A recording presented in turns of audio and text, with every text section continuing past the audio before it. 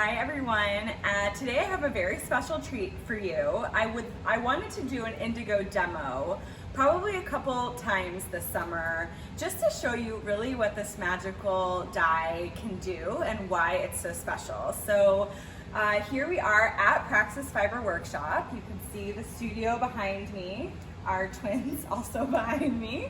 And I'm just going to give you a really quick demonstration on how to dye something in indigo.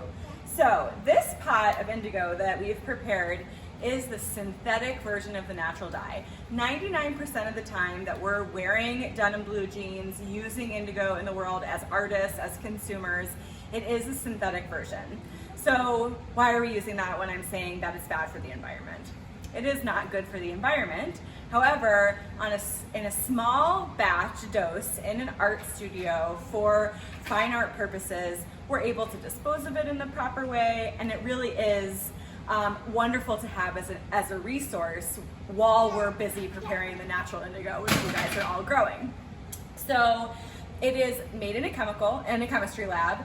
It is the same exact chemical compound as the natural plant dye, and it is activated in a similar way, except for the natural plant dye uses a more natural activation, and this uses a less natural activation. That activation is the chemical lye, which is like what's in Drano, so that part is the bad part, and we make sure that that is really properly used and really properly disposed of.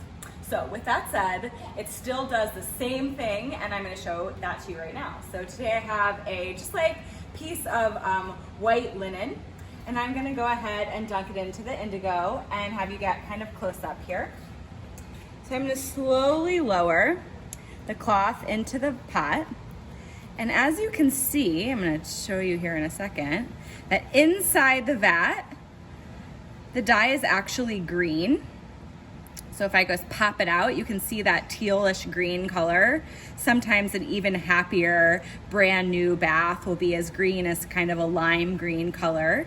I'm gonna go ahead and spend just a few seconds here with the fabric submerged. And as I lift the fabric out, you will notice it turn blue before your eyes. The reason is that oxygen is mixing with the blue dye, and the oxygen is the last component to make this dye permanent and long lasting.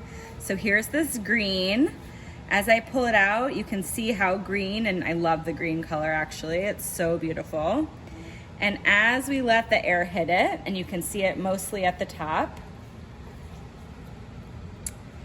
and the longer that it stays oxidizing outside, the bluer and bluer it turns. So it takes about a minute. Sometimes with the natural dye version, when we do this again at the end of the summer, we're gonna do it with our own plant dye indigo, and we'll see that the times can vary, the shades of blue can vary based on the mineral content, based on the time that the leaves were harvested. So many amazing variables in the natural version that you just don't have in the synthetic. The synthetic version is going to come out the same exact blue every single time, but it is still pretty magical, pretty awesome. So there you have it. We are almost fully oxidized. You can see that rich indigo blue color. If I wanted to make this darker, I could let it oxidize all the way and then dip it again. And I just did a quick kind of tie-dye shibori technique here at the top.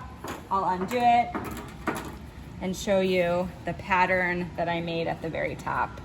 So there's so much you can do. This is, you can see the inside has not fully oxidized yet. So as I open it up, that will slowly start to turn blue as well. And by the time this is fully oxidized, you will see a blue piece of cloth with this repeated pattern of white squares that were made from the just regular plain clothespins.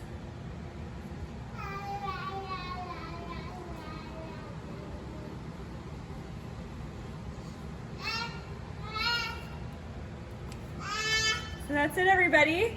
Thanks for watching, and we'll see you next week.